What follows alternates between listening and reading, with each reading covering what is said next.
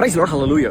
మీరు నమ్ముతారో నమ్మరు, నేను రాత్రే లా చదివిన స్టూడెంట్ కూర్చొని మాట్లాడుతూ మొత్తం ఇండియాలో రేపులు ఎందుకు పెరిగిపోతున్నాయి, రేపులు తగ్గించాలంటే ఏం చేయాలి, అసలు రేపు జరిగించిన కుటుంబాలకు న్యాయం ఎలా జరుగుద్ది, ఎవరైతే ఆ వ్యక్తులకి శిక్ష ఎలా పడుతుంది అన్న ప్రతి ఒక్క దానికి ఎందుకు డిలే అవుతుంది ఆ శిక్షలు పడడానికి అన్న ప్రతి ఒక్క బ్యాక్గ్రౌండ్ కాన్సెప్ట్ని తెలుసుకుని ఒక అవేర్నెస్ స్టార్ట్ చేయాలి ఒక భారత పౌరుడిగా అని అనుకున్నానో లేదో, మార్నింగ్ లేచి న్యూస్ చూడగానే ఏంటో తెలుసా, ఊహించలేకపోయాను. ఒక పాస్టర్ 14 సంవత్సరాల బాలికను లైంగికంగా వాడుకుని గర్భవతిని చేసి ఈ రోజు ఆ అమ్మాయి ఎంతో కష్టకాల సమయంలో ఉందండి. వారి తల్లిదండ్రులు న్యాయం కోసం పోరాడుతూ ఉన్నారు. లిటరల్గా ఎక్స్పెక్ట్ చేయలేకపోయినది.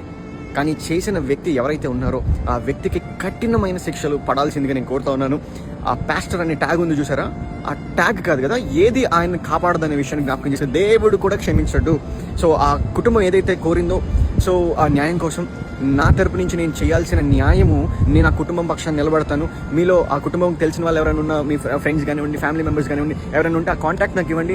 వారిని నేను కాంటాక్ట్ అవుతాను. ఖచ్చితంగా వారికి ఎలాంటి న్యాయం కావాలో ఆ న్యాయం పక్షాన్ని నేను కూడా నాకు తోచినంత కాంట్రిబ్యూషన్ అనేది నేను కూడా నిలబడి చేద్దాం అనుకుంటా ఉన్నాను. అండ్ మోర్ ఓవర్, ఆ వ్యక్తి ఎవరైతే ఉన్నారో, దేవుడు నామానికి అవమానం ఏదైతే తెచ్చావో దాని కాన్సిక్వెన్సెస్ ఊహించలేని విధంగా ఉంటుందని విషయాన్ని జ్ఞాపకం చేసుకోండి. ఎవరైతే దేవుడు అనే ఒక విశ్వాసాన్ని లేదంటే ఒక ఎమోషన్ అడ్డు పెట్టుకుని ఎవరైతే ఇలాంటి డ్రామాలన్నీ క్రియేట్ చేస్తూ ఉన్నారో వారి జీవితంలో జరిగే కాన్సిక్వెన్సెస్ చాలా దారుణంగా ఉంటాయి. ఫస్ట్. సెకండ్ ఏంటంటే, దేవుడు బైబిల్లో క్లియర్గా చెప్పాడు, ఎవరైతే ఒక పాస్టర్ అనే ట్యాగ్ చేసుకుంటున్నారో లేదంటే దైవ సేవకుడు అనే ట్యాగ్ చేసుకుంటున్నాడో వాడి జీవితం సరిగ్గా లేకపోతే ఎలా ఉంటుందో తెలుసా అండి, 3 times మోర్ శిక్షలు ఉంటాయంట వారికి. కాబట్టి దేవుడు న్యాయం ఖచ్చితంగా జరిగిస్తాడు. ఆ అన్యాయం చేసిన వ్యక్తికి దేవుడు ట్రీట్మెంట్ వేరు ఉంటుంది. కానీ ఈ లోకంలో ఏదైతే మనం రాజ్యాంగం ఫాలో అవుతున్నామో దాని పరంగా చూసుకుంటే ఖచ్చితంగా ఆయనకి శిక్ష పడాల్సిందిగా నేను కోరుతా ఉన్నాను.